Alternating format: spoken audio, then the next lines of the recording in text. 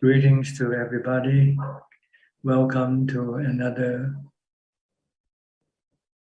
meeting where we will discuss the Buddhist practices of charity, morality, and meditation.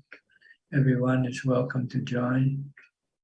If you want to ask questions, you can send in.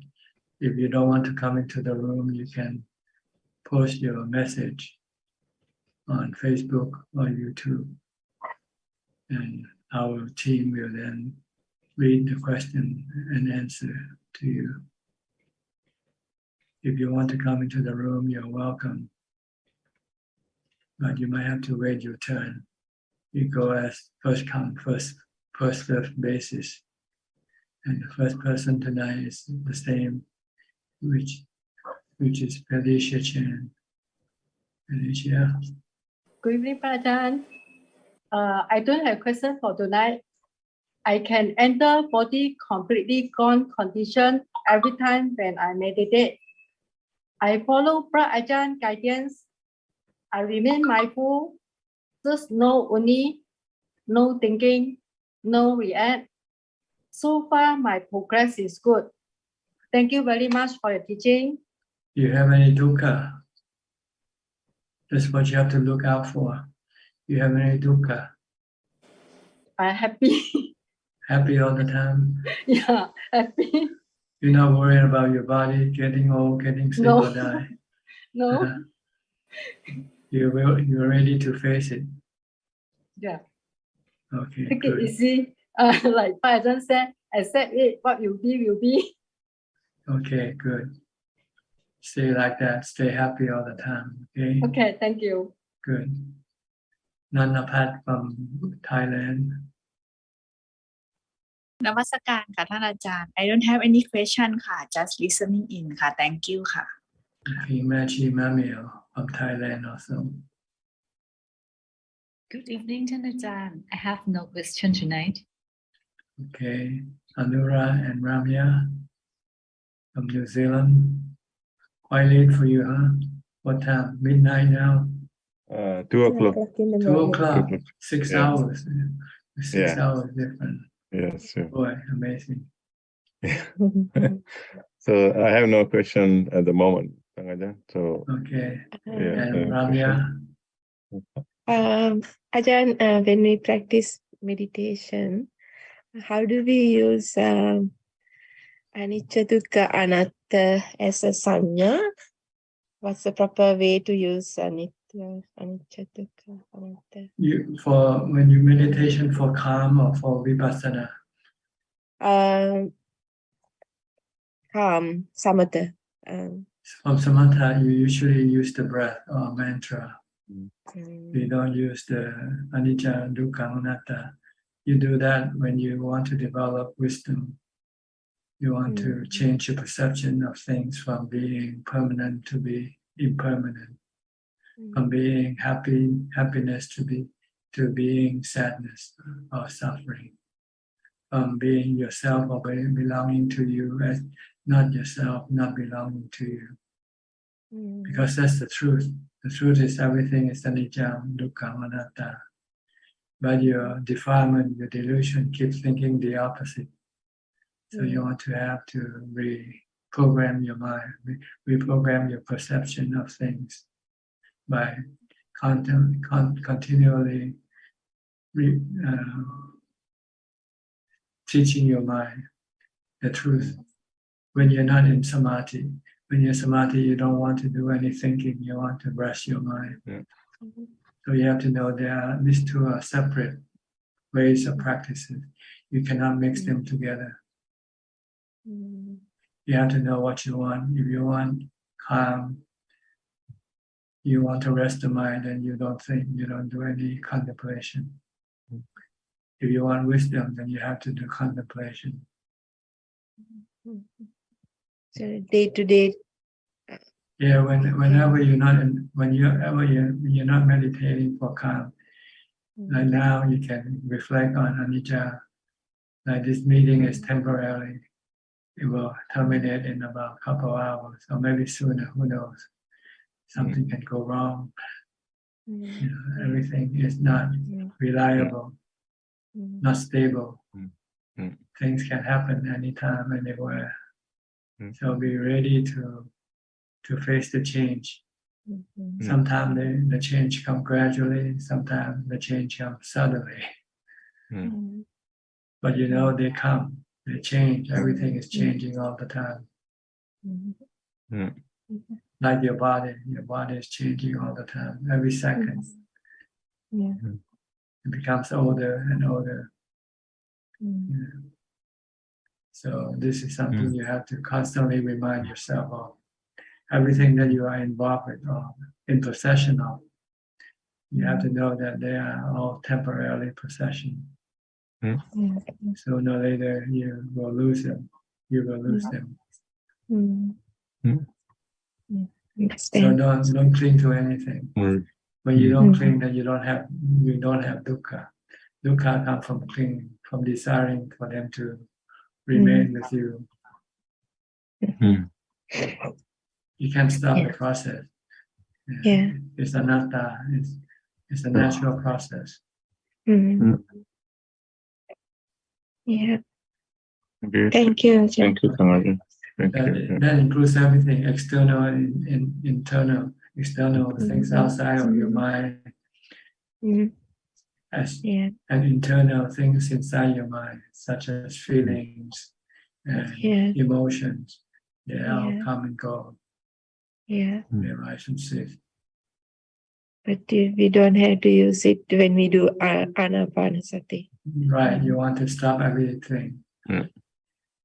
and there's nothing to do. The mind becomes empty. It's like turning off the television. The screen becomes empty. But when you come out of samadhi, you turn on the screen and everything pops up. Yeah. Yeah. Good analysis. Okay. But to come, to get into samadhi, You need concentration, focus on one object, such one as object your breath only. or mantra. Yeah. Yeah. You have to do samadhi first, because if you don't, your mind will not be able to contemplate, because your mind will be overwhelmed by your delusion, and it will keep pulling your mind to go after things, going after sensual pleasures. So if you have to make your mind happy first and calm, then it will be ready to study, to learn the truth. Yeah. Okay, how much contemplation do you do each day? At least 2 hours a day. Continuously? Yesterday 2 hours. Yeah. All the time, just thinking about something. No. I don't think. Yeah, just observe the breath, and sometimes mind go out, but I can get into somewhat samadhi. No, I mean wisdom, developing wisdom. When you're not in samadhi, do you have the capacity to look at things in terms of the 3 characteristics or not? Yeah, sometimes. Everything you come into contact with, you have to look at them as being anicca, dukkha, anatta. Yeah. I have to improve that. Yeah. That is difficult because your mind is not used to think in this way. Your mind is being think that everything that you see is good, attractive, nice to have, will make you happy. Yeah. So when you get it, you have buyer's remorse. Maybe I should have bought this thing at all. Get this thing. Once I get it, I have to look after it and care for it. And when I lose it, I become sad. Yeah. Yes. Okay. Thank you, Ajahn. All right. Thank you. Kwan Lee Man from Malaysia. Ajahn, just now Ajahn was explaining to Ramya, continuous contemplation on anicca, dukkha, anatta. Is that a different thing from being mindful? It means Right, like contemplating on your body parts. Yeah. Can you do that for 2 hours, the 32 parts? Just keep looking at the hair, the head, the nail, go through all the 32 parts and visualize them, each part, as you go along. okay. Thank you. Okay. Contemplating on death for 2 hours. Think of nothing else but death for 2 hours. I will die, I will die, I will die, I have to die. Everybody have to die. For 2 hours? Well, just an example. Yeah. Ideally, you want to be able to know it all the time, not just 2 hours. So that when death comes along, you will not be surprised. See, nowadays people get surprised when big headline when somebody dies. But if you contemplate all the time, you won't be surprised. You know this is gonna happen. If your mother died, would this be a surprise to you if your mother died? Or your father died, or your daughter, or your son, or your friend, or yourself? No, I left only myself. My parents already died, and I don't have a family, so I die. Yeah. Okay. So I contemplate I'm dying. But I will contemplate only on random. That means if there's any thought that comes, then I contemplate. So it's not good enough.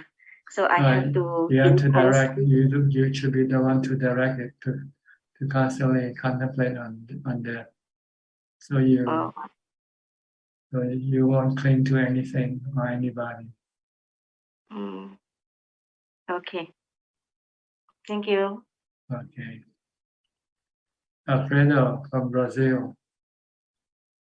What time is it on your side of the world?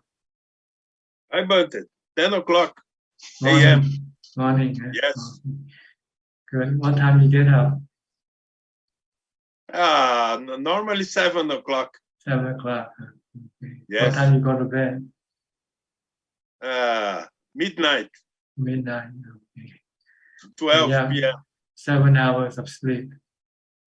Yes, I like to hesitate at night when I sleep. I remember my hesitations. I love my hesitations. Asubas. Asuba, okay. Yes. Paramitas, 10 paramitas. Wisdom. Asuba is wisdom. Panya. Suba is wisdom.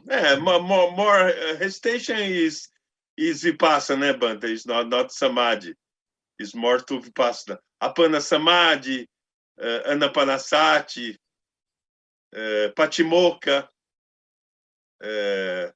the part of morality and wisdom.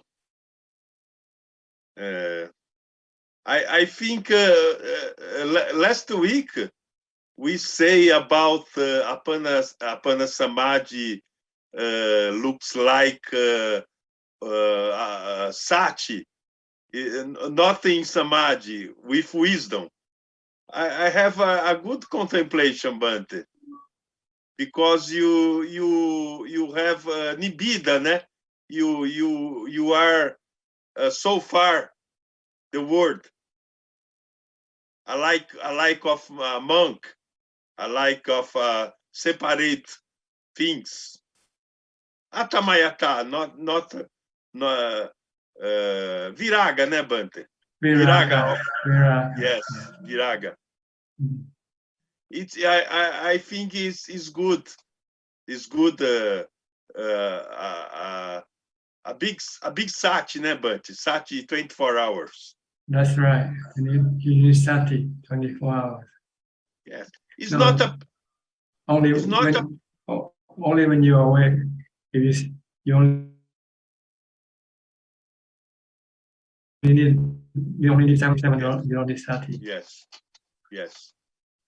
It's not a really Apana Samadhi. Apana Samadhi is in Samadhi, né, Bante? It's completely the powers, the Upachara in Apana Samadhi. Because if we have Samadhi, né, Bante? It's important too, né, Bante? Samadhi is very important, né? Oh, definitely, you need samadhi before you can contemplate on a sukha, on that. Yes. Yeah. Yes. Okay, good. Okay, give on the good practice. Okay. Yes, Bante. All right. Next gig in so this year, Bante. This year is finished, né, Bante? This year. This year we have still 2 more months left. Yes, and the peoples are very agitated, né, Bante? Who are agitated? The finals of the year. Yes, is a celebration, period that time of celebration. Yes, the peoples are very rugged, are very embarrassed, né, Bante? Buddha is other way. Yeah. Dhamma is other way. We stay calm. Okay. Yes. Good. Good. Next gig from Penang. Ajahn, listening today, no questions here. Sajalka from Silver Spring, Maryland, USA. Go ahead, you can speak now. Can you? Yes. Yeah, that you posted something about the mindfulness and reduction of stress from on the web, on the YouTube. It's a very beautiful reading, and even though I listened to you in person, but I think to see it in writing is really very useful, because that one you can go back and read it again and again, and I think that's like application of mindfulness in day-to-day life. That's very, very valuable. One concern and comment for lay people with family who are practicing to be mindful all the time and to keep upekha and indifference towards things is extremely difficult. Almost like it's a very compromised position, unless you can shade and keep away these responsibilities, or you're done with responsibilities, the worldly things. You may give up any number of things, money and stuff, but the responsibility of the children and things are also have to be those who also will have to subside. Otherwise, it's very difficult to plunge into the practice, because the distraction is pulling you all the time, whether you are interested in that or not. Responsibilities remain as responsibilities, and they are worldly responsibilities. So even if I see them as basically useless, as you are telling Ramya about that, how to contemplate and stuff, but so you can take your feet off the gas, but this thing needs to come to a full stop to actually make significant to progress in this life. I kind of lament over this, but I think I as you say, I should make the most of what I have, the best in the future. That's all I have to say. Thank you very much, Thanajan, for your teaching. Well, what you should try to do as much as you can is to constantly remind yourself everything is temporary, everything is anicca, everything will come to an end. Every person, everything. If you can think like this, you will lessen your attachment to your family, your possession, and might make you feel more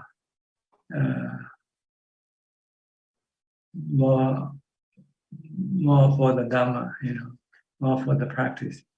It makes you want to do more practice. And you say they have it with everybody, because eventually everybody's going to end the same way anyway. We're 6 feet underground. Sooner or later, or cremated and become just ashes. So why do we bother with all these things, all these problems? Let them take care of themselves. You don't have to worry about what happened if you die today. Will they die with you, or they just continue on without you? They can continue on without you, whether you exist or not. They will have to. If they don't, then they will have to also exit from this world. So if you think in terms of anicca, you might not worry too much about other people. The Tanajan, the annoying thing is this, that that you may be indifferent and you may be taking all these things, but in the outside world,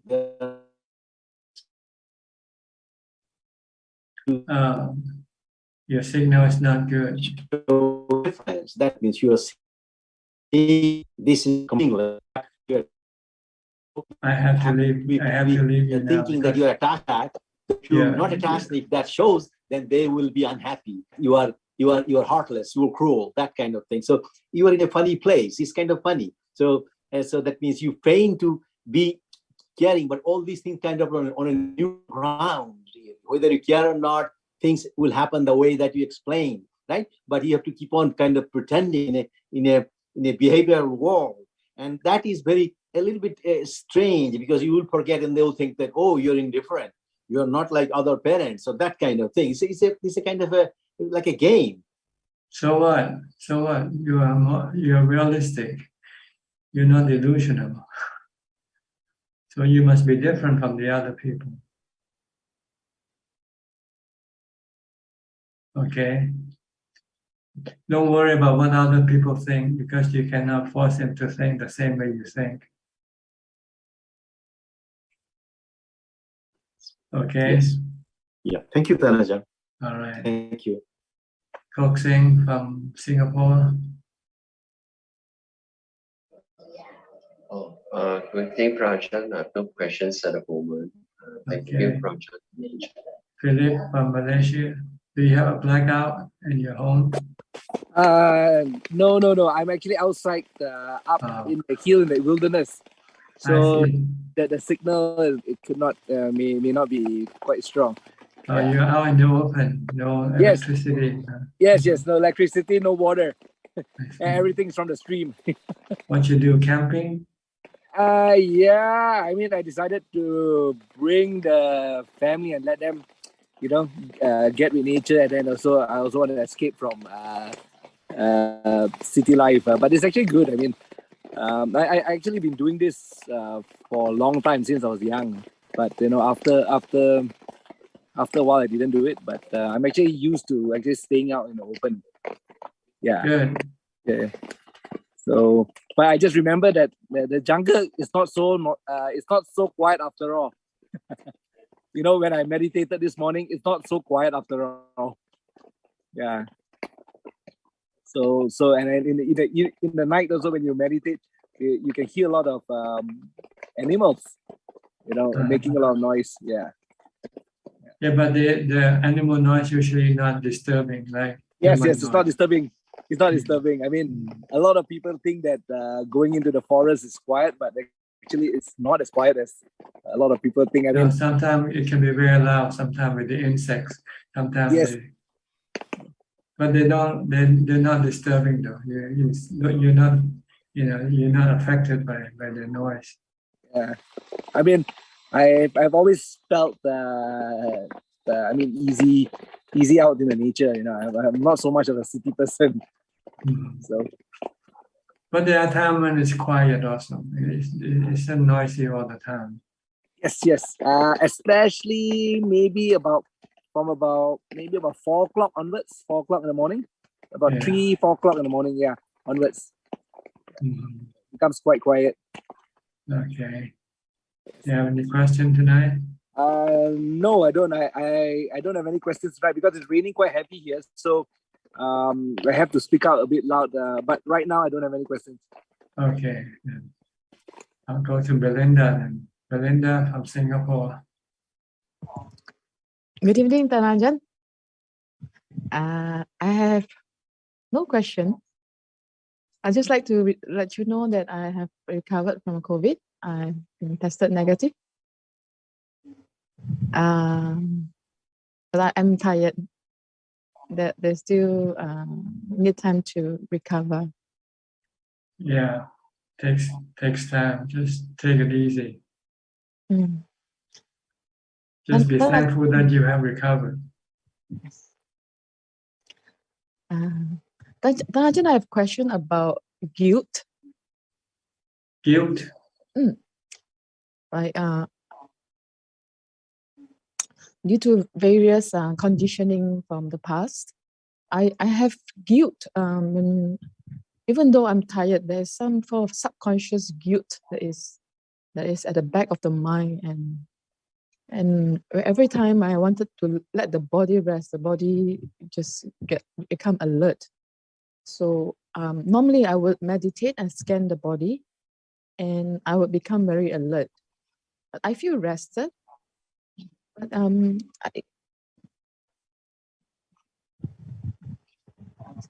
so there's this tiredness that I fight, like so I'm not able to reconcile the past conditioning and as to really resting without feeling guilty.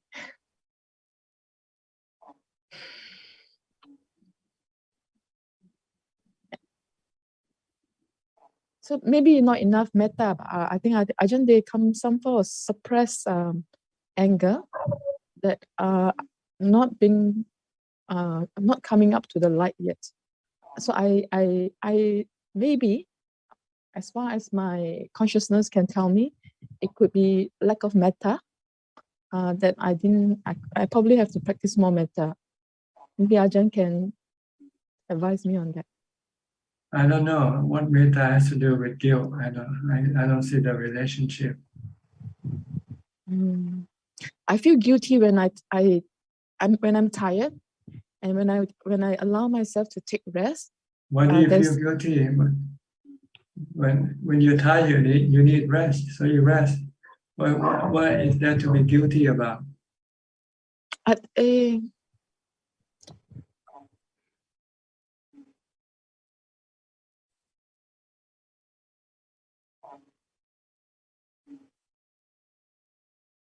I feel it's past conditioning from whatever had happened in the past, past trauma that is still inside, the coming up from the surface. The foundation is anger, Ajahn. I don't want to dwell into the story, but the foundation of the emotion is some form of fear and anger. Anger out of what? You have to investigate. Why are you angry? What are you angry at? I think I know. It's because of past conditioning, past family conditioning that is still. So, if I should talk to somebody about this, or I think you just should calm your mind. Once you calm your mind, then all this problem will be solved.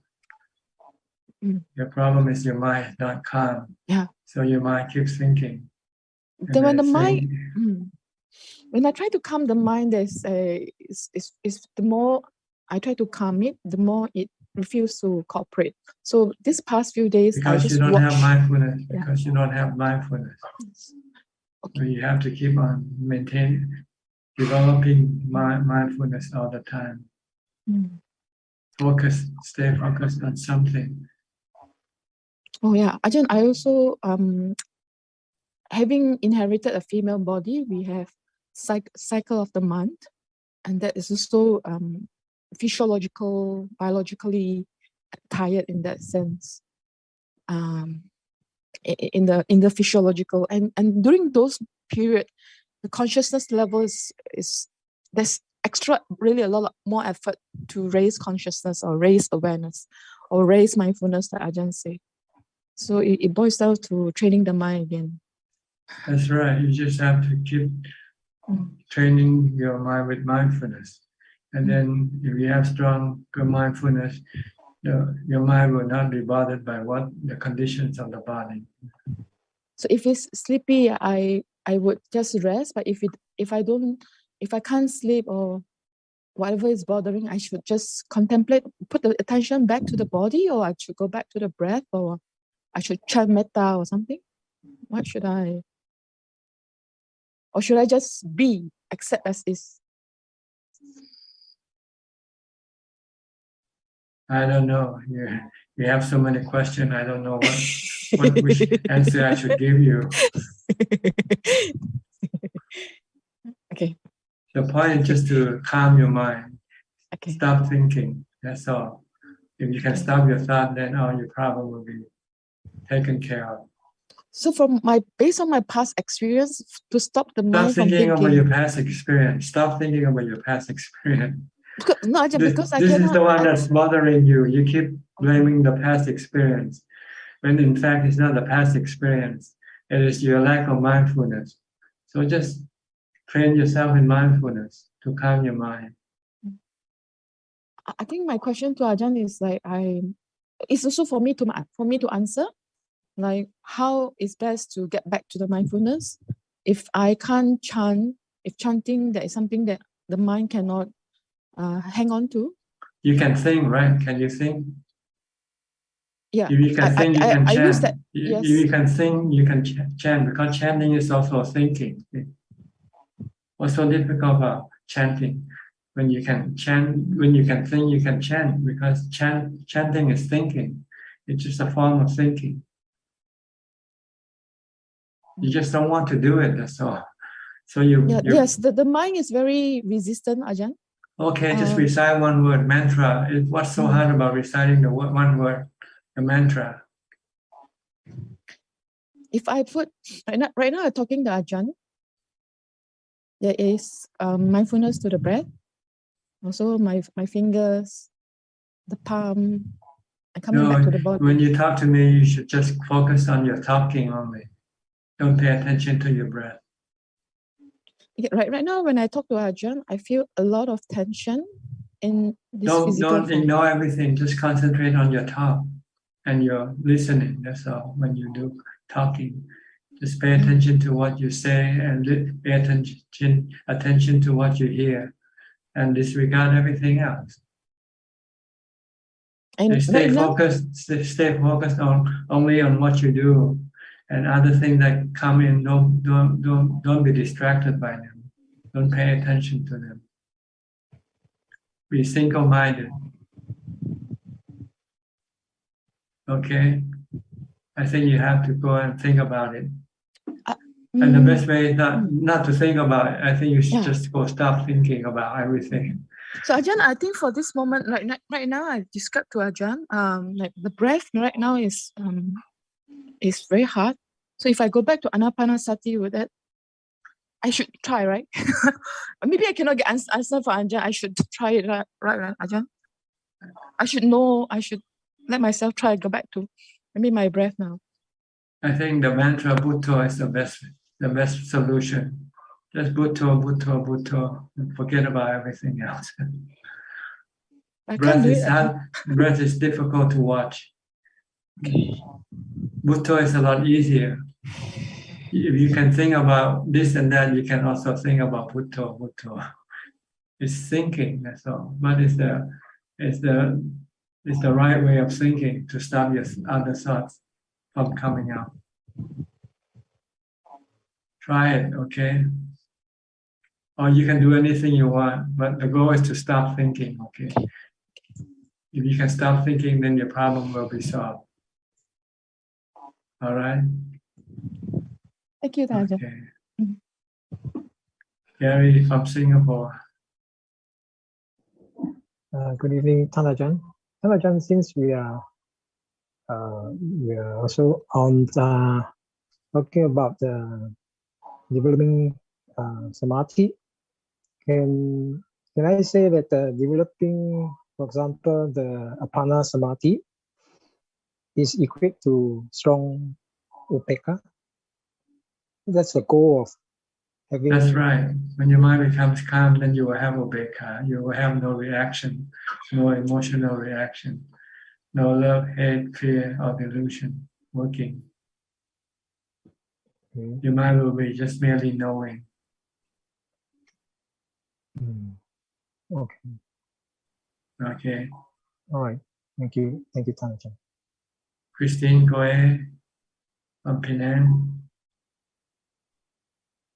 Paul, good evening.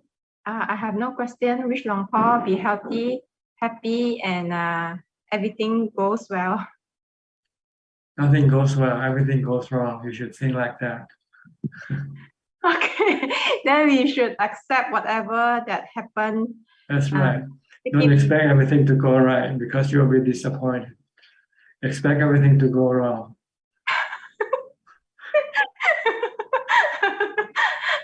Yeah. We have to prepare for it. Yes, correct, Long Paul. Expect the worst. Keep telling you to expect the worst.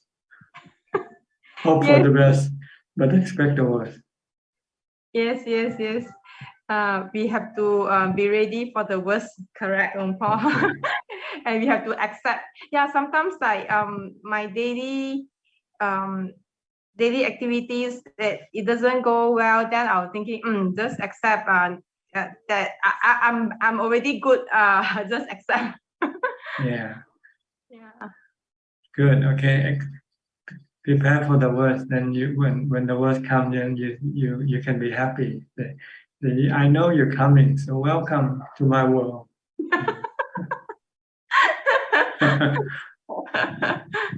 Yeah. Okay, you cannot run away from it, so welcome it. Yeah, dukkha. Okay. Dukkha. But easy to say, hard to accept, especially the pain in the body. Yeah, because you don't have equanimity, you don't have ubeka. You don't have mindfulness. Very lack of mindfulness. Yeah. Keep practicing mindfulness. You have all the time to do it. Why don't you do it? Why spend your time on other things which are useless for your mind? Very useless. Sometimes I feel after I did it, I regret. But the day after that, I do it again. I was like, why so bad habit? Yeah, okay. Just try to tell yourself, be mindful. Stop thinking. Okay. Butto. All right? Yes, sir. Okay. Mechi Willy from Indonesia. Good evening, Tanajan. Today I didn't have any questions. Thank you.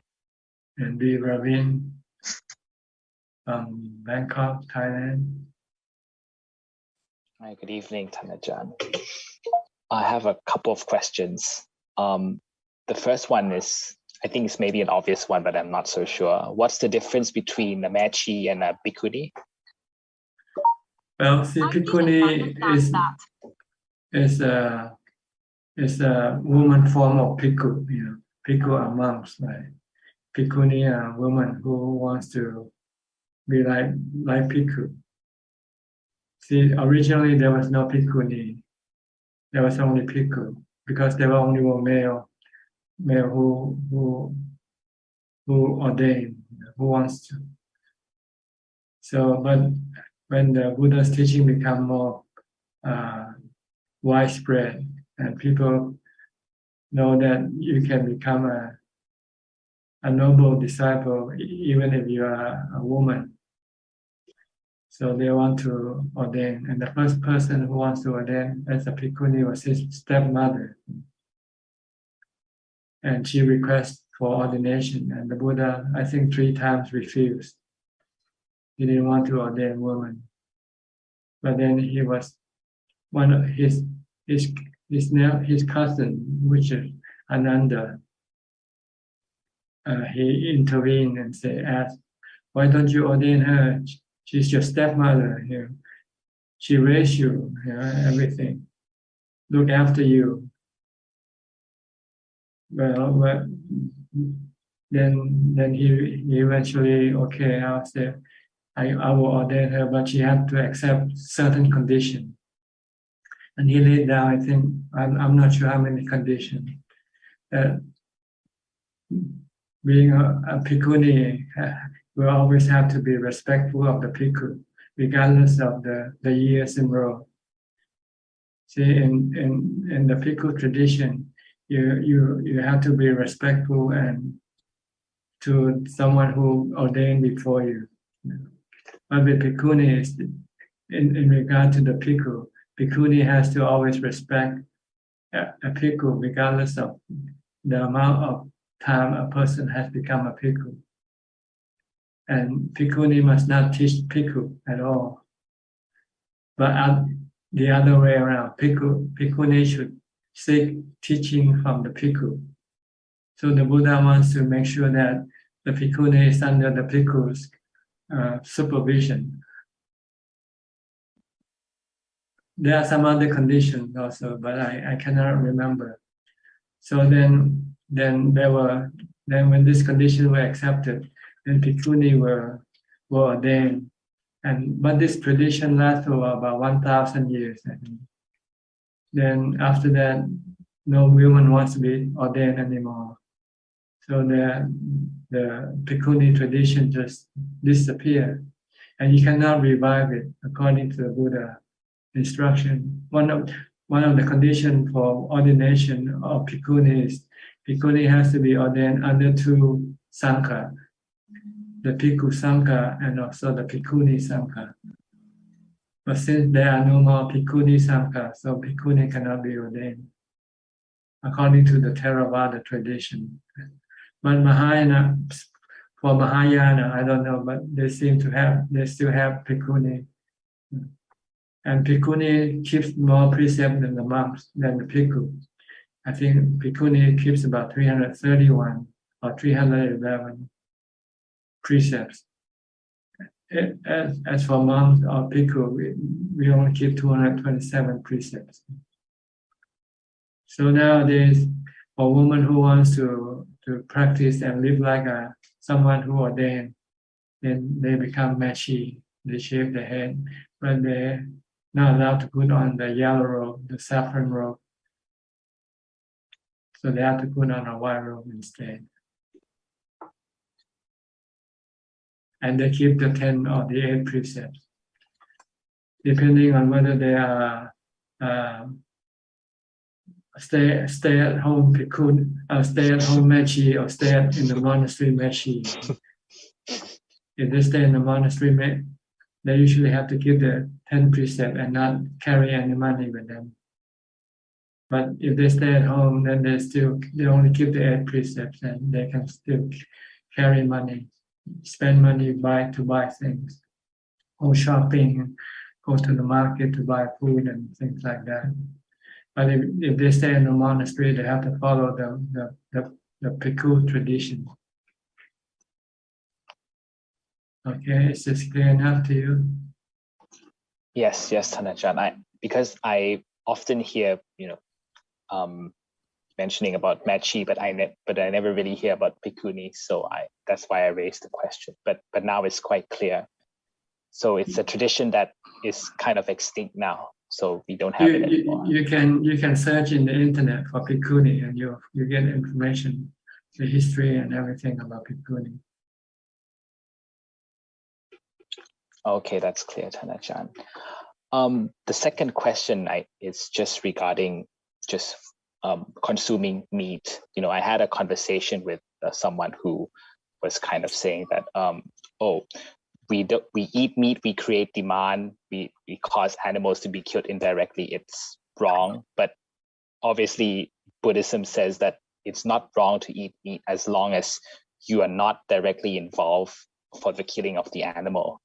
So is my understanding correct that if there's no action from us, it shouldn't be wrong, even though vegetarians argue that we create demand for animals to be killed? Well, as long as you don't kill, you're not breaking the precept. That's all we care about. As far as creating demand or not, we don't care. That's not our business to worry about.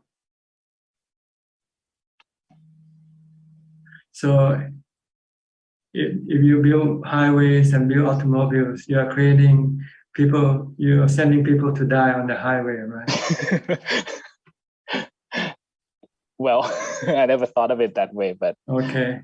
But now that you mentioned it, I guess you could see it that way. So you could, when you build automobiles, you're creating demand for people to buy automobiles. Yeah. And when they buy automobiles, then they have accidents, they have crashes on the highway. And if you are building highways, you are contributing to this accident. So everybody should become a monk and vegetarian, I think. That will solve the whole world problem. Oh, that's incredible, Ajahn. I never looked at it that way. That just answers everything now. I have no more doubt about this anymore. Yeah. Because if we have one doubt about one, then you can raise another 10 topics that could be controversial, but it isn't. Yeah, just let people be. If you want to be vegetarian, okay. If you don't want to, okay. The point is not being a vegetarian or not a vegetarian. The point is to kill or not to kill. That's all. You can still eat meat. All the animal will die one day, right? When they die, you can use the meat as food. Yeah. By eating the dead animal, are you creating demand for animal to die? No. Because it's available. It's available. Just available. Instead of let it go to waste, you can make food out of it. Like if you raise chicken and the chicken die, what do you do with it? You can eat it or you can throw it away. Yes. It's just the key concept is not to kill. That's right. Or have any part in killing, like telling other people to kill for you. Like when you go to a restaurant in which they have fresh fish still swimming in the pond, and you point, I want that fish for food. Even though you don't kill that fish, you're actually you're breaking the precept also. Because you're the one who tells the restaurant to kill this fish for you. So we have part in getting that fish killed. Yeah, so either we are do it creating yourself or telling someone else to do it is considered to be breaking this precept of killing. Understood, Ajahn. Thank you so much. Okay, is that all? Yes, that's all. Thank you. All right. Tatu. Sri and Czech from Vancouver. Ajahn? Hello, Ajahn. Ajahn, the simile is so funny. Creating highway and causing accident. That's a funny analogy. First time. Before they have automobiles, there was no people killed by automobile accidents, right? Before there was no plane, nobody got killed by plane crashes, right? Yeah, that's true. That's true. So do you blame people who build the automobiles and the planes for causing death? Somehow we don't think of it that way until you point it out. But it's similar to, it's it's a very good analogy. And I heard another analogy by you, a new one just now, is buyer's remorse. First time I heard that you can actually use buyer's remorse in Dhamma. Yeah, sometimes I ask people who come here and I ask them, do you have any buyer's remorse for coming here? What you expect and what you see might not be the same thing,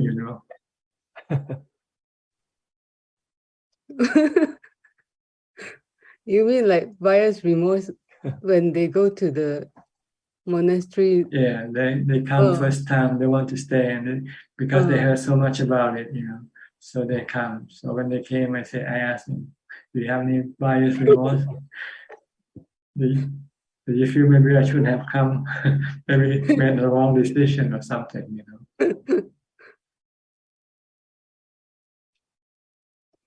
Yeah, so cool that Ajahn is using all these terms. That's always make me.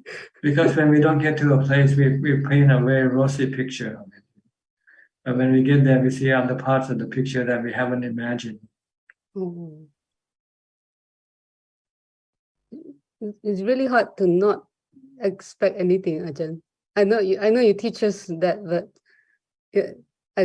not enough equanimity, so it's very hard to not expect. Your delusion always seeking for something to make you happy. So whenever you see something, you start to paint a rosy picture of it. Instead of paint a realistic picture of everything. There's always two sides to the story, right? Two sides of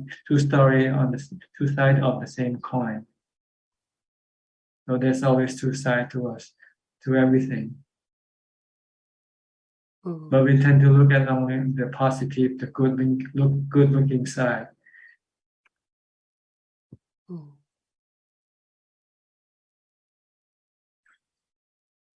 But at the same time, Ajahn, if we don't look at the good side, we won't really go to the retreat. It's not like I mean, like you have to think that it's good for me, then I'll go.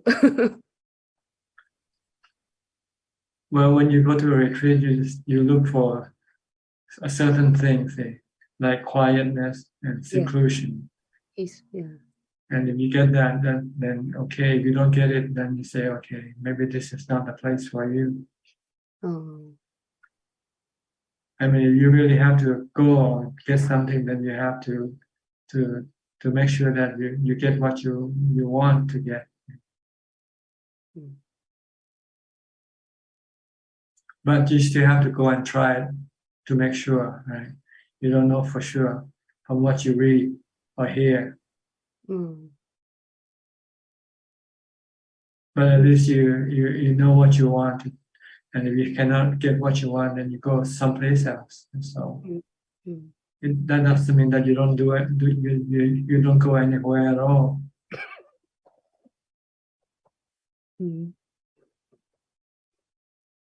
Okay. Anything? Any question? Ajahn, when one experience or see like anatta, and you taught us before like to use equanimity to kind of like overcome it. Like, how do we do it?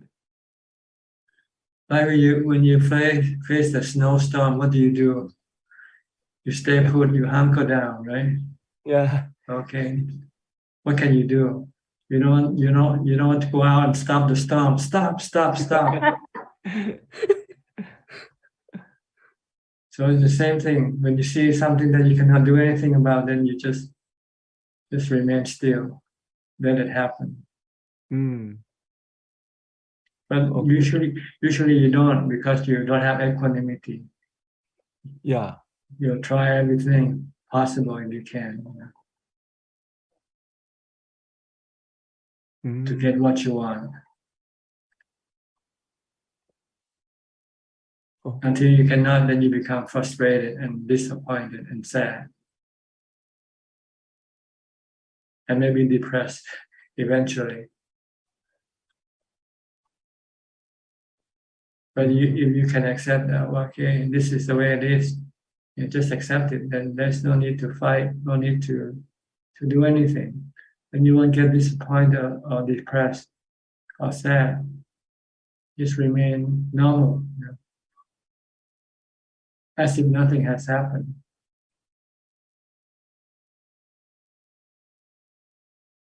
This is what you want to practice, to stay put, to keep your mind just to be still and not to react to any situations, especially those situations in which there's nothing you can do anything about. Like your illness, what can you do? When you get pain in the stomach, what can you do? Or pain in your body.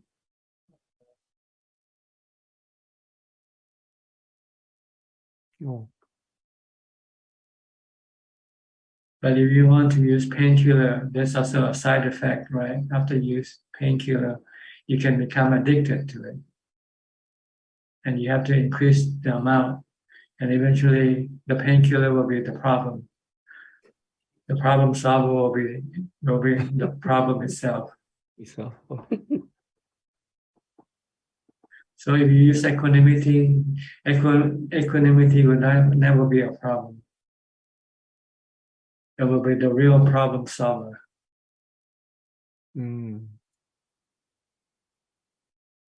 Just stay still and accept your fate. If this is my fate, okay, let it be. Look at the big picture. Eventually, you're gonna die anyway, right? So if you can accept death, you can accept everything else.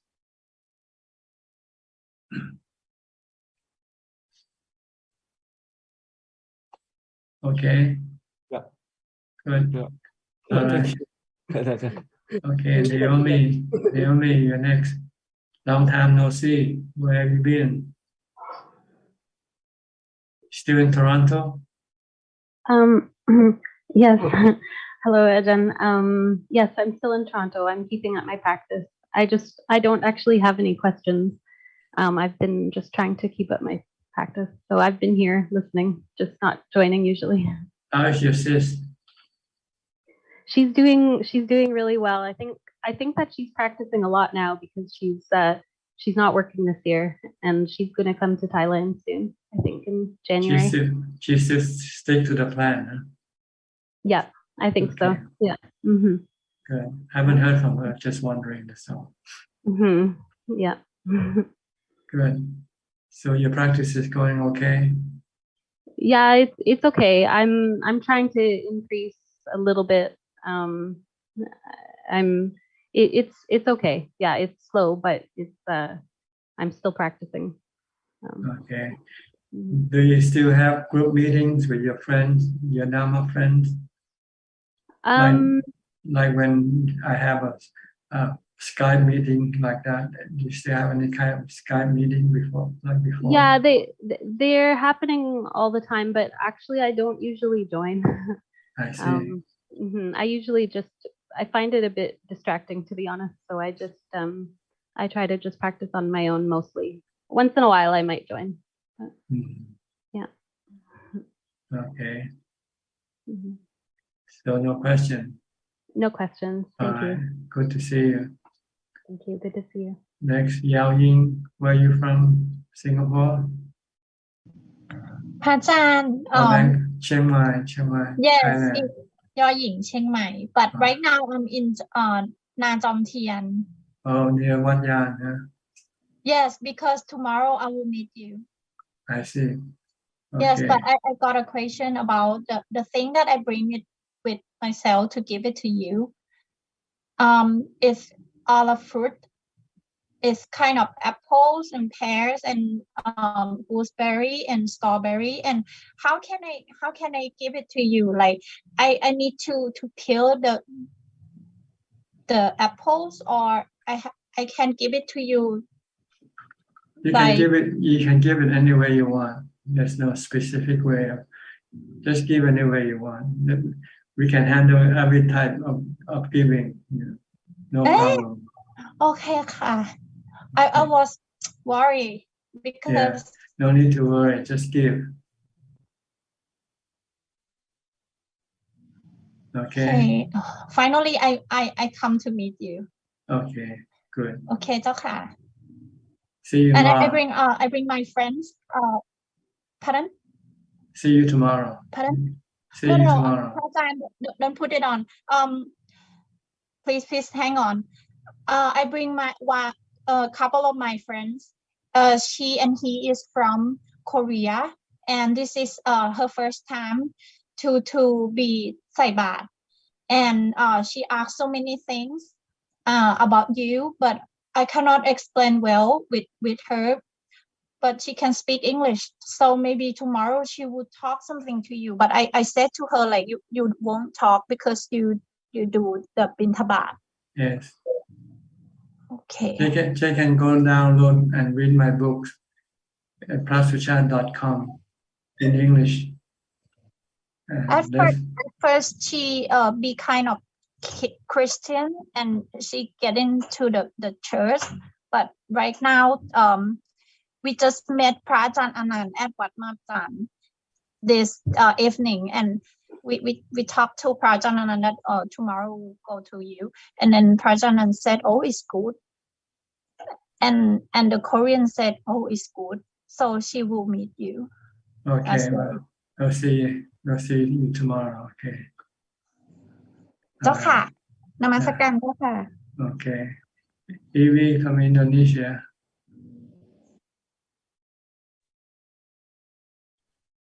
Namo Buddhaya, Ajahn. Can Ajahn hear me? Not loud enough. Louder. Right. Can Ajahn hear me now? Yeah, good. Ajahn, I will be attending this retreat on November 12th and 13th. This might be a forest retreat led by Ajahn King. What do Ajahn suggest for me because it's my first time? Be attentive to your teacher. Because this may be meditation in Follow the rules and follow the teaching. Just like that, Ajahn. That's right. You are a student, and that's why you go to a teacher. So when you go to a teacher, you want to be attentive to your teacher's teaching and follow his teaching. And Ajahn experience when in the forest, so is any snake? You have to speak louder. You speak louder. Is a strange animal like snake or Don't worry mosquitoes about or them. insects? Don't worry about them. They don't hurt you. Oh, okay, Ajahn. Okay. Okay, just like that, Ajahn. All right. Next, Alvin Lee. Alvin Lee. Good evening, Ajahn. I don't have any question in the moment. Thank you. Okay. Now it looks like everybody has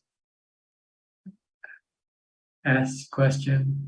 So maybe I'll go to Facebook now. Facebook or YouTube question. Bulla, do you have any question tonight?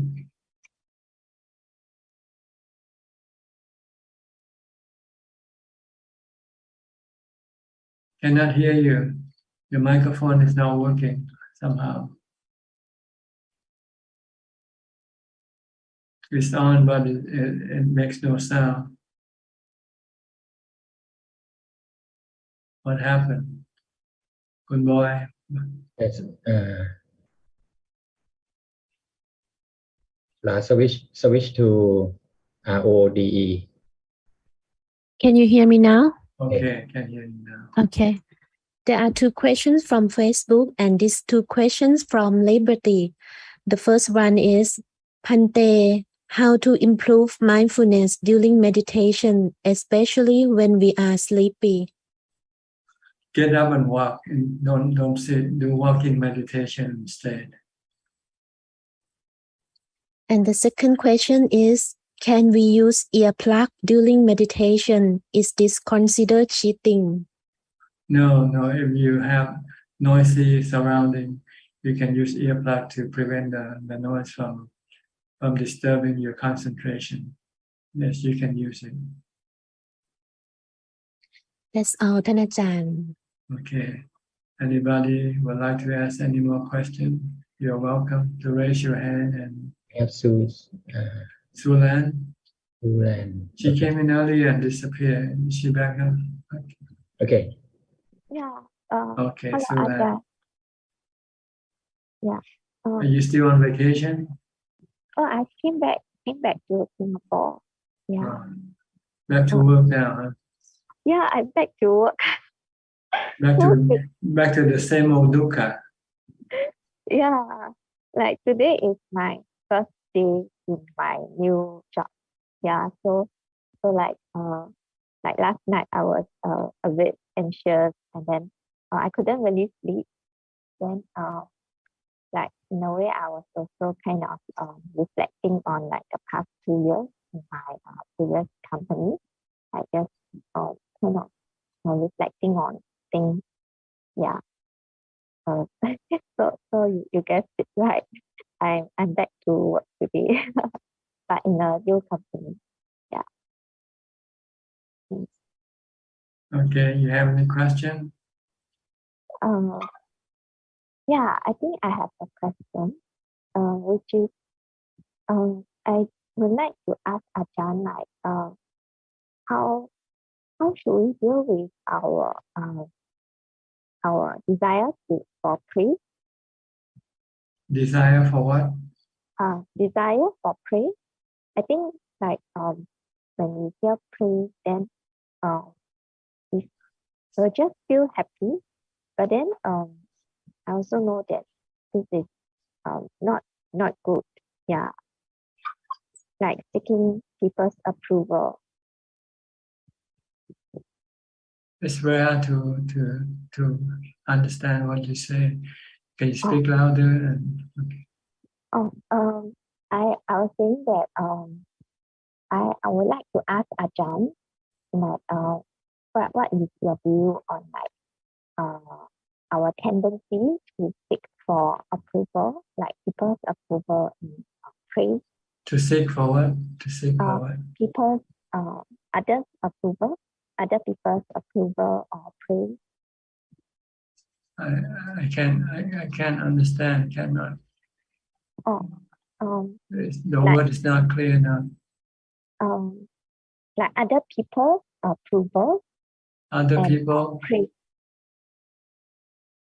Other people about what? Other people's approval. Can somebody translate for me?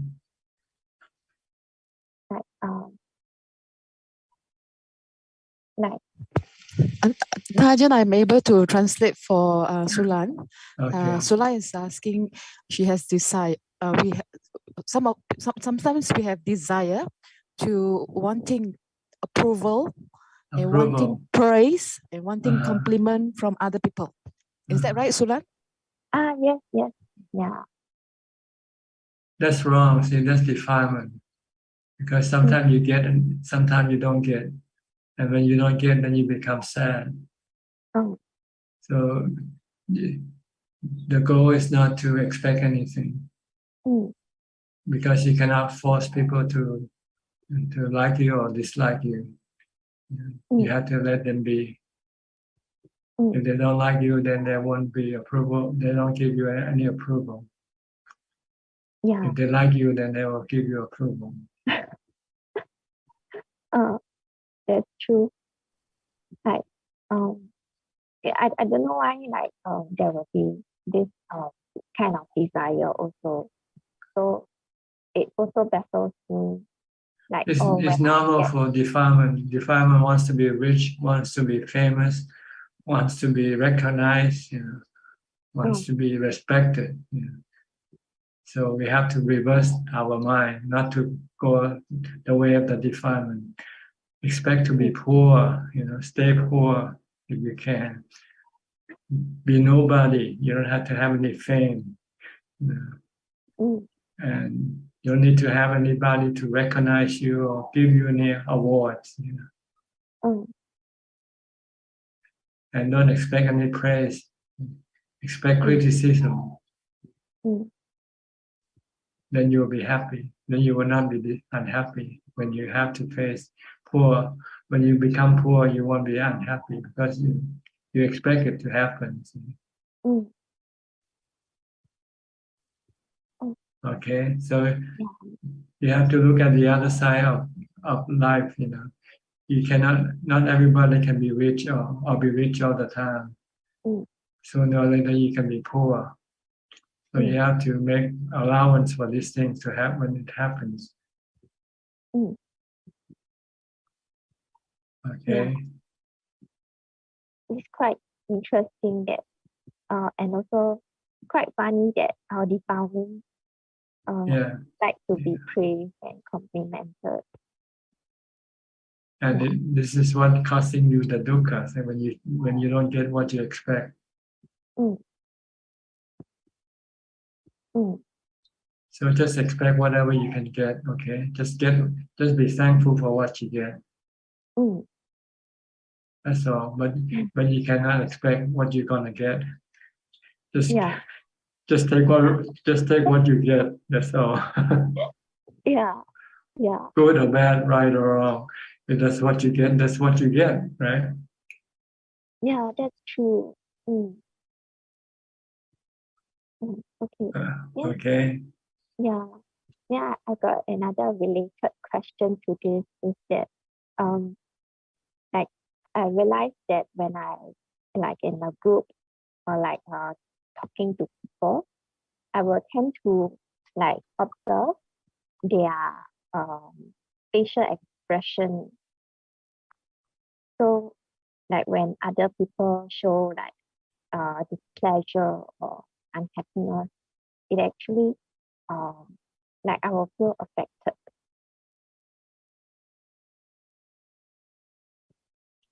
So what is your question? So my question is, how do I not get affected? And should I just like like even though I observe other people's facial expression, then I just don't do anything about it. Right. That's what I should do. Just treat them like rain or snow or wind. You cannot force the wind or the rain or the snow to fall or not to fall, right? Yeah. So you cannot force people to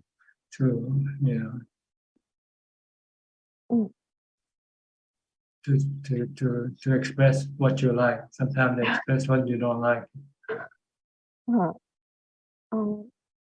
It all comes down to expectation. Don't expect anything. Just take anything that comes to you. Oh, that's true. Thank you, Ajahn. I didn't realize that I was actually expecting other people to be happy also. So when they are not, it actually I feel a bit affected and not sure whether should I do anything else to make them happy. Yeah, I think that's something that I learned today. Okay. Good. Anybody else? All right. We have Bruce Lee just come in. Bruce Lee, Alam Saya from Indonesia. Evening, Ajahn. I don't have any questions. Thanks, Ajahn. Okay. Yes. And another question from Facebook. Okay, good. Yes, question from Phonic. Dear Pante, is it bad karma to avoid my mother in order to prevent any conflict? She insists me to betray God by being a Buddhist. I tried to explain to her, but she refused to listen. So I kept mostly to myself to avoid unnecessary quarrel. Thank you. No, it's good karma. It's good karma to avoid confrontation, to avoid problem if you can. But if you cannot avoid, then you have to remain calm and not reacting. If you have to face her and she complain and she moan or say anything you don't like, you just don't react to what she said. Just remain calm and be loving, be caring. Even though the person is not making you happy, you should still have metta toward that person. Is that all? Just one question? Yes, just one question. Okay, Christine again. Christine. Long Paul, these few weeks I keep follow Long Paul Zoom. I feel that Long Paul advice is keep repeating the same advice to all the students here. I feel that it's just like we all like lack of mindfulness. You like keep repeat the same answer. Yeah, it's like talking to deaf people, they don't listen. They kept doing the same thing and kept asking the same question. Yeah. Because I was here since about 2 months, then every week it seems like I'm hearing Long Paul like repeat and repeat the same answer. Or maybe that's all that I know. I don't know anything else. No. It's just like it's just like we all like we don't hear inside. They don't. Yeah, You don't remember what I said. It just go into your left ear and goes out of your right ear. It doesn't go inside your heart. I feel like then suddenly it comes to my mind. It's like, practice is so simple. Because previously I follow Long Paul Chai Chan under Long Pute. It's just like his teaching is like take it easy, make it simple. I don't know what it's called, make it simple until Long Paul Suchart said the advice to us. It's like, so simple. If want to practice in Buddhist way, it's so easy. But it's so hard to do, right? Yeah. Like reciting one word, mantra, Buddha, is so easy. It sounds so easy, but it's so hard to do. Just recite Buddha. When somebody says something bad to you, just say Buddha.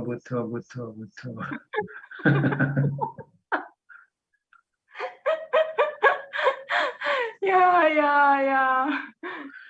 You have to react. Whenever you run into something, you have to react. You cannot just say Buddha. Okay, I will take Long Paul advice. Thank you for your kindness and keep repeating the advice to us again and again. Yeah, but you have to do it. See, if you don't do it, then when things happen, you cannot remain Buddha. You have to practice Buddha before things happen to you. Then you can use Buddha when things happen to you. But if you don't use Buddha now, before things happen, when things happen, you cannot use Buddha.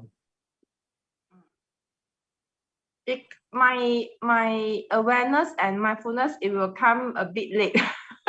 A good way to do this is to start at the start of the day. As soon as you get up, start Buddha.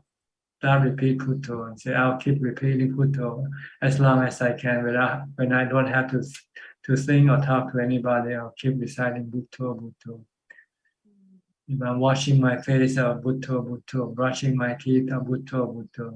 Taking a shower, Buddha. Getting dressed, eating, Buddha all day, all the time. Until you have to talk to somebody, then you stop Buddha temporarily. As soon as you finish talking, then you come back to Buddha again. You have to start at the beginning. If you don't, then you will never start. Try it next morning when you get up. The first thing you should be doing is Buddha. And see how long you can last with Buddha.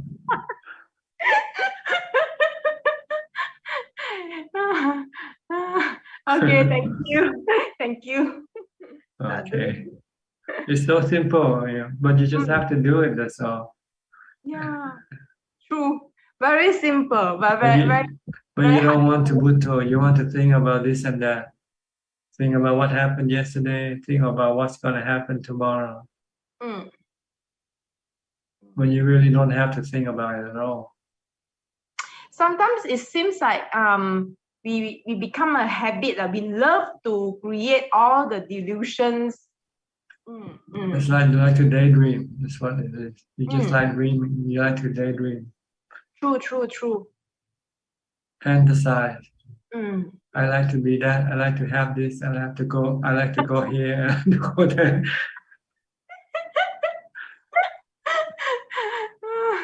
Keep planning. Yeah. Yes. Okay, Buddha. stop everything. Buddha. Yeah. And you'll find peace and happiness right there and then inside yourself. You don't need to go look for happiness in Thailand or in Singapore or anywhere in the world. You can be happy right where you are with Bhutto. Okay? Yes, thank you, sir. Right, tomorrow, as soon as you get up tomorrow, the first thing you should do is Bhutto, Bhutto. See how long you can carry Bhutto with you. Okay, I will try. This will measure how far you can go in your practice. The longer you can carry with you the Bhutto, then the better the more advanced will be your practice. The more equanimity you will have, the more ubeka you will have. As you have Bhutto, Bhutto, Bhutto. Okay. Okay, Evie, you raise your hand. Yeah, Ajahn, I have a question regarding the question of our devotion as children. If we go against our parents, we certainly have sins. Because our parents gave birth to us, then what about in-laws? Can they also be acquainted with our parents? Because in-laws are not our original parents, and conflict are also easier to arise because we are not their biological children. If there is a conflict between in-laws and daughter-in-laws, or can it be acquainted with sin as against our own parents? Because dealing with in-laws is more difficult than dealing with our own parents. Well, your parent is considered to be special. So you treat them differently from the rest of other people. So you don't want to cause any harm to your parents. But if it's something that it is right for you to do, and it's not, hurting them directly, like if you decide to become a machi, for instance, and they might not be happy with your decision. This doesn't matter because it's their fault not to be happy with you becoming a machi. Because being a machi is the right thing to do for yourself, for the mind, for your mind. So this is how you should look at it. You can go against your parents if the things they want you to do is immoral. For instance, if they want you to go kill some fish for them, then you say, "Oh, I cannot do it." Or if they ask you to go buy some alcohol, some whiskey or something for them, and you say, "Oh, I cannot do this." This is okay because it's not good for them. But if they ask you to be a good person, and you don't want to be a good person, then this is bad to go against them. If they ask you to stop drinking and you say, "No, I want to drink," then this is bad for you to go against their instruction. So it depends on what they say, what they ask you to do. Like the Buddha's father didn't want him to become a monk. The Buddha's father wanted him to stay as a prince, to take over the throne after he died. But the Buddha didn't want to become a prince, they want to become an emperor, according to the prediction. So he had to escape, he has to run away. Okay, this is just an example. So you can use this to decide for yourself whether what you can go against them and what you cannot go against them. So is the sin against parents and in-laws the same grade? It's the same. It doesn't, regardless of who you go against. If it's breaking the precept, it's the same. If you kill, whether you go against your in-law or your parents, it's the action that matters. It's not who that you go against. Yeah. If you drink, you're breaking the precept. Yeah. Whether your in-law asks you not to drink or your mother asks you not to drink, it's the same. It's the same karma. You know.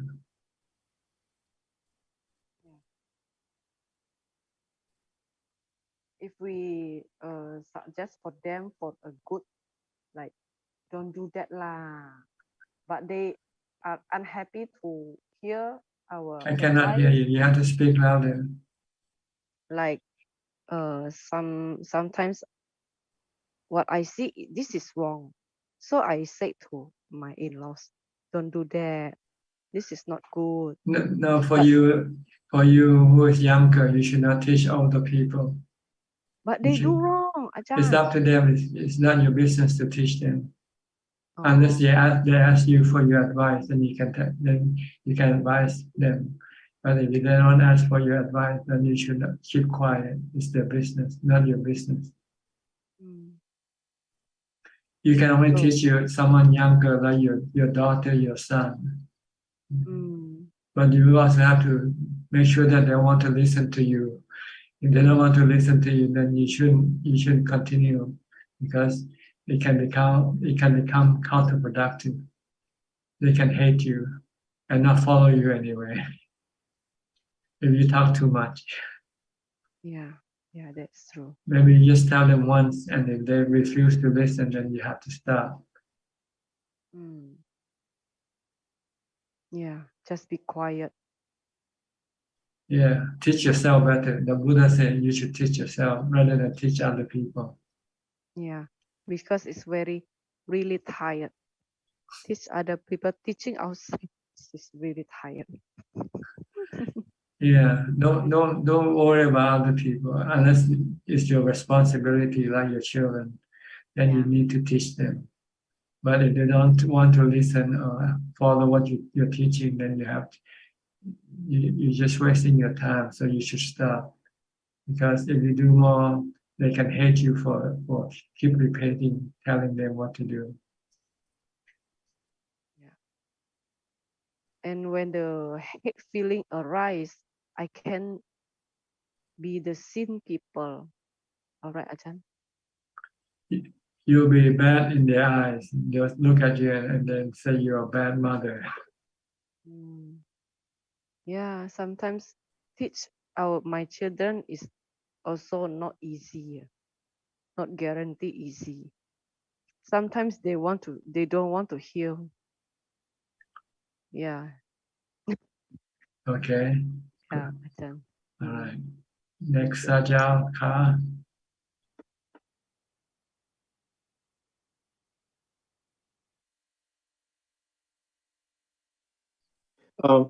Ajahn, just your sound keep coming on and off again, Sajal. Now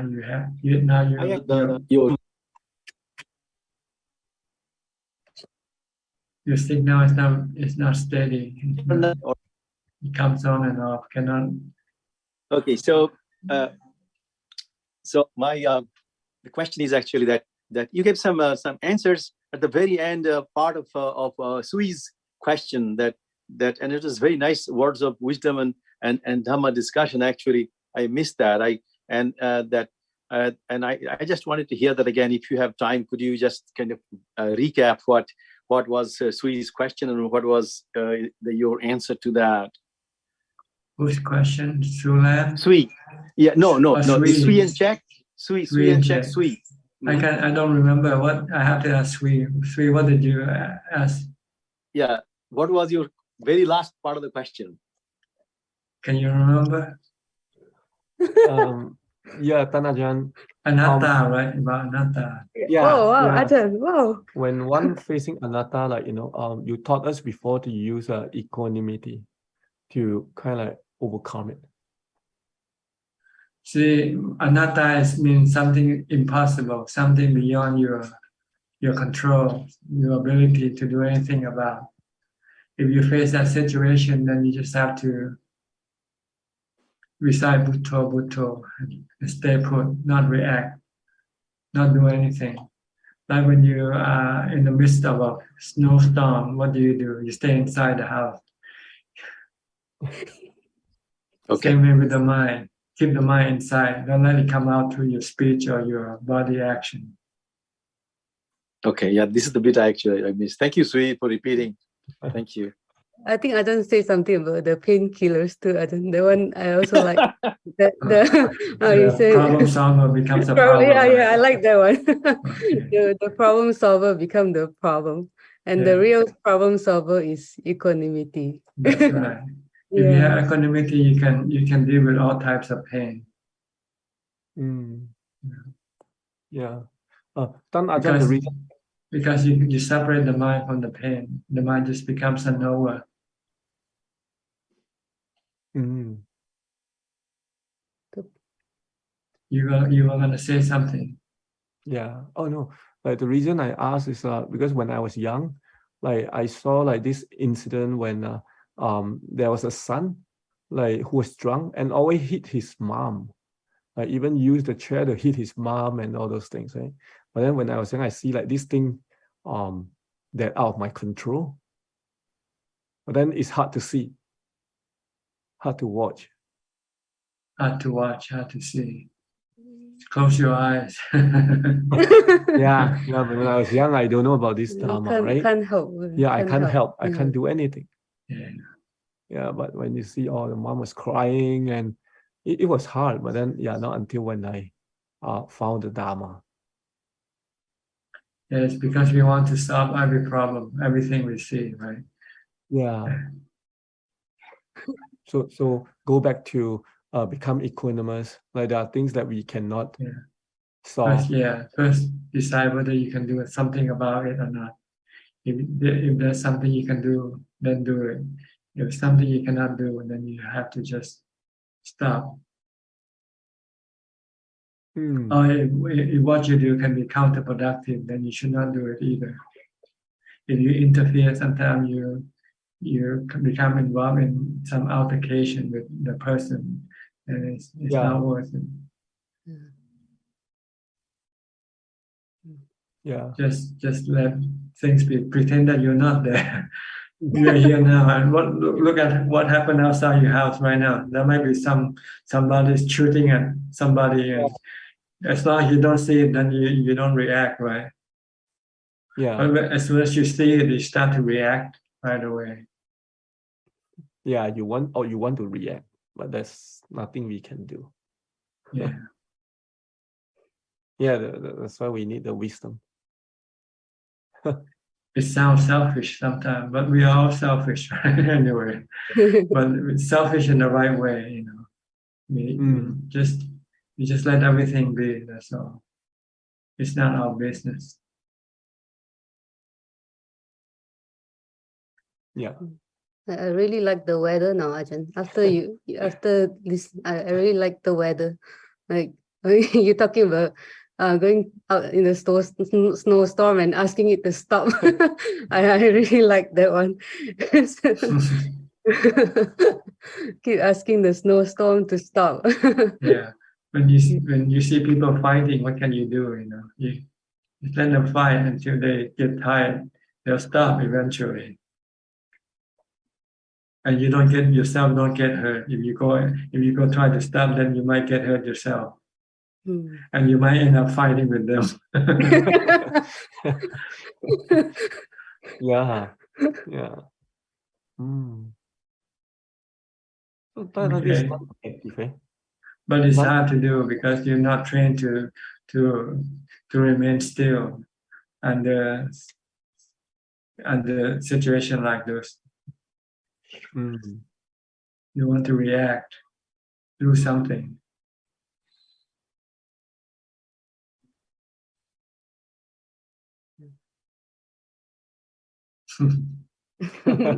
Yeah, so it's Sajau's time, sorry. It's supposed to be Sajau.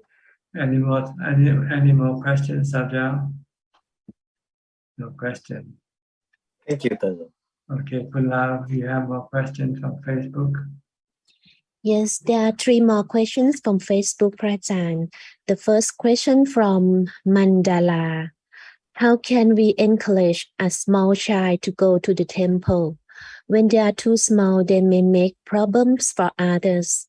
But if they go to senior high school, they may not want to go with the family members to the temple.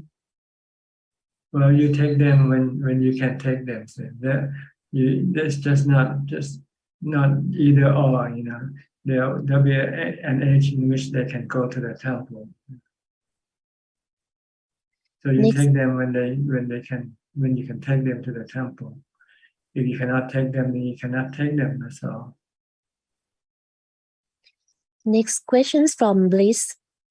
Good evening, Ajahn. Thank you for the teaching. May I ask, what does the Buddha means when he touched the earth as his witness? Sadhu. I don't know. This is the first time I hear it. And last question from Paul Liang Soon. Can Ajahn explain about the perception in 5 aggregates of the mind? Thank you. Perception is one of the 5 aggregates called sanya. It's a function of the mind. The ability of the mind to perceive is called sanya, or to remember is called sanya. The mind has 4 ability, 4 functions. A vedana is the ability to feel pain and feel sorrow, feel happiness, feel sadness. It's called feeling vedana. Ability to think is called sankhara. To think about this, think about that. And to perceive things is called sanya. And to be aware of the 5 sensual objects is called vijnana. So this is the function of the ability of the mind. They are grouped as the nama khanda, 4 nama khanda. And when they connect with the body, they become the 5 khandas. Okay.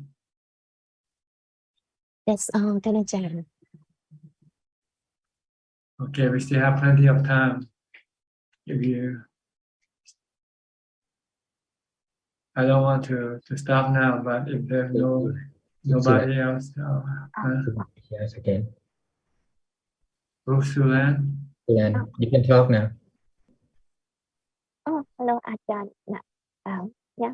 Sorry, I got one more question again. Can I ask my question? Yes. Oh, okay. I just wanted to ask, if we want to make a present, do we have to keep 8 precepts to make the present so that it has more merit? You want to keep the 8 precepts so you make more merit. Oh, okay. That's right. Then, if we want to give a present, when giving that present, should we keep our 8 precepts so that it will be more meritorious for the receiver? Who you want to give the present to, yourself or to somebody else? Oh, to somebody else. Somebody else, then you don't give the 8 precepts. You give them gifts, you give them money or something like that.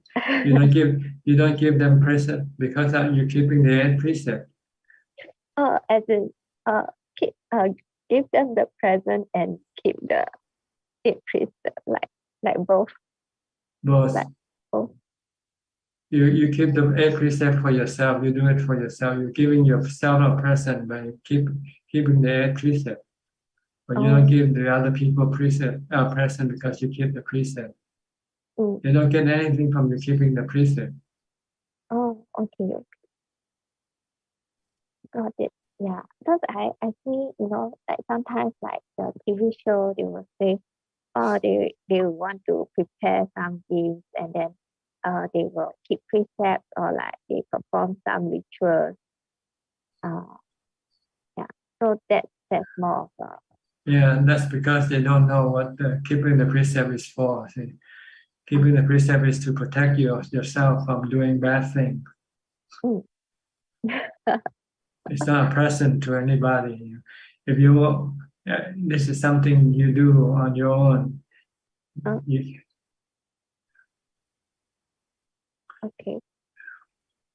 So we can only keep the preset for ourselves and not really for for the purpose of other people. It's not a gift for other people. You want to give, you can give them books about precept. Maybe you can buy a book about precept and give it to them. Or unless like they are in the less favorable realm, then maybe they need that. Is it? It's very hard. It's very hard to hear you, even though I'm turning the volume up so high now. Okay. I was asking. So the only thing that can benefit from our keeping of precept is it? It's yourself. It's yourself. Only ourselves. Okay. Not even like when we dedicate marriage to other beings. No, you dedicate merit by charity, by doing charity. Okay. Got it. Okay. Because yeah, like sometimes like I realize like when we after our Dhamma service, then we will also do the sharing of merit like based on our cultivation for the day. So I thought that our cultivation is also something that can be shared as merit. No, I think this is a misunderstanding, because the Buddha only taught one way of sharing the merit is by doing charity. Oh, okay. Okay. Yeah. And it's for the dead, not for the living. Oh, okay. If you want to make the living happy, you give them money, or giving them present or something. The merit is happiness, and you cannot send money to the dead, so you send them the happiness that you get from giving to charity. Oh, okay. Then if you want to give living people happiness, then you buy them gifts, like being a Santa Claus. Yeah.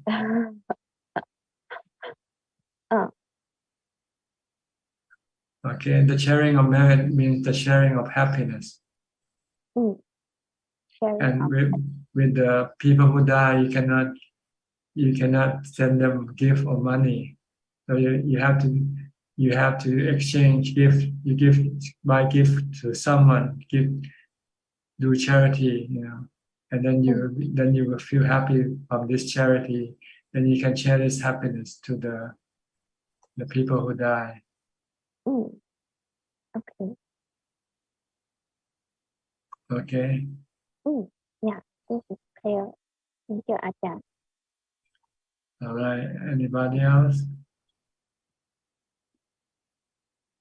Okay. Looks like Kunla again. Okay, Kunla. Yes. There are two more questions. And the first question from Bliss. When Mala asked Prince Siddhartha who will be his witness when he becomes the Buddha, the prince touched the earth and he said, "Let earth be my witness." What does it mean? It means exactly that. What can I say? And next question from Paul Leung Soon. Normally, as experienced by Ajahn, how the progressed lay person practice the meditation? How a progressed lay person practice meditation? Yes. Just like anybody else with mindfulness, Bhutto, Bhutto, Bhutto, or Anapanasati, watching the breath. Right? Whether you're a beginner or whether you're advanced, you use the same thing. You use a mantra or use an Anapanasati. If you are real advanced, you might take less time to get into samadhi than when you are a beginner. When you're a beginner, it might take a long time for you to get into samadhi. But if you're advanced, you can get into samadhi very quickly, very easily, with the same method. Or if you can just tell your mind to stop thinking, then you don't need the mantra or the breathing to stop the thinking. If your mindfulness is real strong, maybe you can just tell the mind to stop thinking, stop right away. One more question just come, พระอาจารย์ from คุณอมรพันธ์ Pink. Good evening ค่ะ พระอาจารย์ I'm wondering if it would be okay in Dhamma will to feel sad when we lost our beloved one, although knowing that nothing is sustaining forever. I know that I would still feel sad if I have to lose my beloved one, like family members. Would this be considered as unsuccessful in practice to let go, ka? Thank you. Well, sadness is dukkha, so you should not feel any sadness when somebody passes away. That's all, พระอาจารย์ Okay. I Well, see. looks like somebody else. Somchai just come. Somchai from Pennsylvania. Good evening, andท่านพระอาจารย์ come to pay the respect, and I still continue to do the way I've been taught withท่านพระอาจารย์about Putto and control mind, about angry, about get frustrated on that. So I use that. It worked well. So I come to Good for favorably you. thank you. Okay. Yes, sir. All right. I think that's about it for tonight then. Oh, Sri and check. Raise your hand again. Sorry, Ajahn, I have a doubt. It's pertaining to question by B. Ravin just now about Bhikkhuni and Mechi. On the surface, it sounds like kind of discrimination, like on the surface. But I'm like with women, but I'm thinking the Buddha, I don't know the details, but I'm thinking the Buddha lay out all these is to protect the bhikkhu and the bhikkhuni. Is that like Yes. Especially I don't know, I don't have the wisdom to judge the Buddha's decision or condition he laid out, but it sounds practical. I think it sounds practical, because maybe the Buddha knows something more than we know. Yeah. He knows how women will react as opposed to men. He knows a lot more, and he's I'm thinking he's doing this to protect. Yes, the Sangha, both Sangha. Okay. And also, I guess the existing condition during the Buddha's time is different from our time. Yeah. And it will be very dangerous or risky for women to be alone. So they have to be under some protection by the bhikkhu. Yeah. Right. Yeah. I agree. Yeah, because nowadays the thinking is very different, and I know that on the face it sounds like that, but I deeply I know. Yeah. Maybe the custom and the situation 2,500 years ago is different from what we are now. Right. So we cannot use our situation to judge what happened during that time. Right. Okay. Thank you for But I heard some commentary that said that the Buddha feel that woman can be a drag to the Sangha, and can be dangerous because the woman has to be close to the man, the bhikkhu, and sometimes this can create some problem. When men and women are closer to each other, and this can be a problem. Yeah. So he would rather have a male Sangha couple, and then there wouldn't be any problem as far as sexual thing is concerned. And also women physically is weaker than the men. Yeah. So it's harder for women to look after themselves. Especially if you have to do like what people do, go on arms round, carrying a bowl, which it's quite heavy, if you try to do it for, you'll find that it's not easy. Walking barefoot. But I mean, it might be for some determined woman or be okay. Like women today can serve in the military and become anything that male does. But there are only a few number of them compared to the majority of the women. But I don't want to discuss this because it might sound discriminating and anything like that. So, I understand. Yeah. But I just want to clear that I think. But it's not important. It's not part of the requisite for you to become enlightened. You can become enlightened as a lay person as you are now. You can practice as you are now. You can go live in the monastery and still practice like monks do.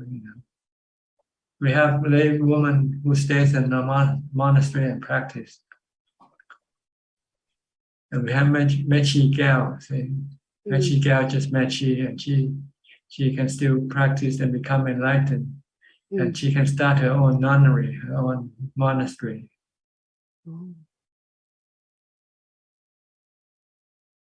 So it's not matter because Bhikkhu or Bhikkhuni, we're talking about the sila level, the precept level. But as far as the samadhi and wisdom level, anybody can do it.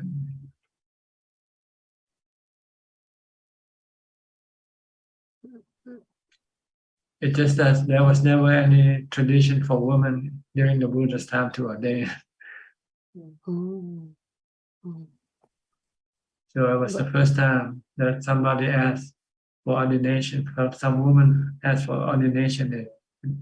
It is something might be revolutionary. Right. I think it must be very groundbreaking for that time, because But as you see, it didn't last for long. After 1,000 years, it eventually died out. Because it's not easy for a woman to become ordained. The way ordained and practiced in the forest, living in the forest. Keeping the austere practices, like eating once a day, eating in the bowl, and sleep out in the open, out in the wild.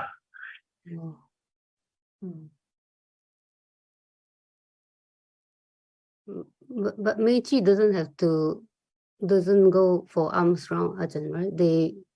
No, they don't. In Thailand, nobody gives them because they're not considered to be bhikkhu. Oh, okay. They are considered to be just like lay people, keeping the 8 precepts.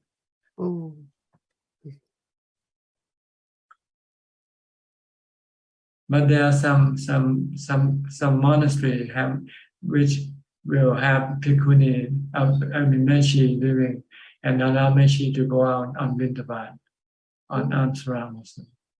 And as long as the lay people who give food are willing to give, then there's no rules to prevent mechi from going collecting alms either.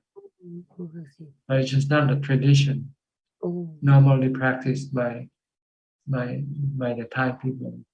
But if on a special case like a monastery with a good teacher, and then the people in the village respect this teacher, and if he have mechi to go collect alms round, then they also might give alms to the mechi. But this is not a special case, not normally practiced.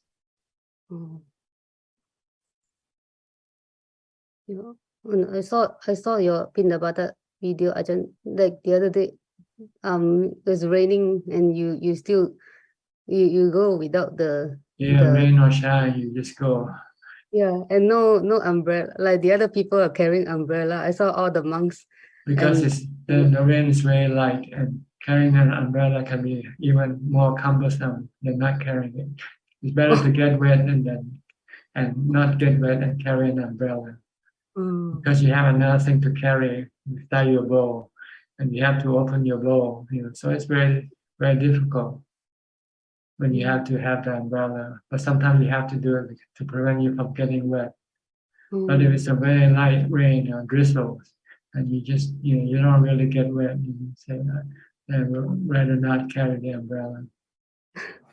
Yeah, when we saw this, I have so much respect and so much like wow for the, like I have so much like admiration and respect, and just now you gave another perspective to me that the bowl actually is heavy. So wow, another like wow, I feel like so highly like wow, yeah. But if you notice, we have one Menchi following us every day. Yeah, I saw.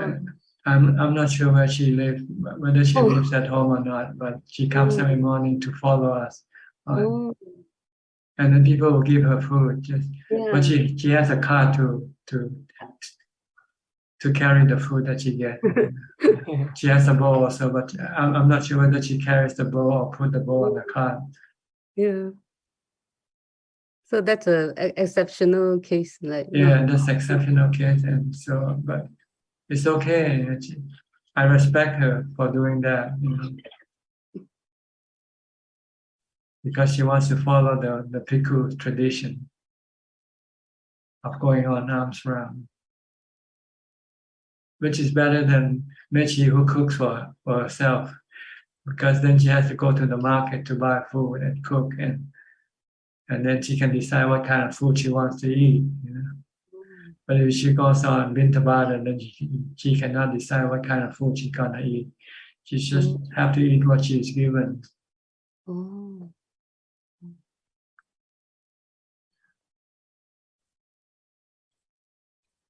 So it's up to you, each individual woman really to decide how much practice they want to do. If they're really persistent, they can do anything. Maybe they can start their own Bhikkhuni order one day. Because you can read the Bhikkhuni precepts, it's still in the Tripitaka. The 300 something rules that you can follow as a Bhikkhuni. If you want to be a Bhikkhuni, no one to stop you from being a Bhikkhuni, but you just cannot be officially ordained, so because there's no path to that anymore. The path to that is closed. But you can still keep the 300 something precepts of the Bhikkhuni if you want to. It's the precept. It's a precept. Yeah. But sometimes when people want to become Bhikkhuni because of the status more than the precept, because they found that once you become a Bhikkhu or Bhikkhuni, you get the respect from people. But that's not the purpose of being a Bhikkhu or Bhikkhuni, not respect. We not go out there for respect. We become Bhikkhu because we want to restrain the mind, the defilements, by following the precepts.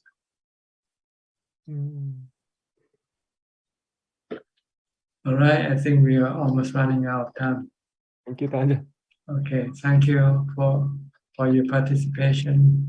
I hope this meeting is beneficial to you and help you advance in your practice. In the meantime, please stay safe, stay mindful, and keep on practicing. And if all goes well, if everything goes well, I'll see you all at the same time next week. Thank you and goodbye. สาธุเจ้าค่ะ Thank you. Thank you.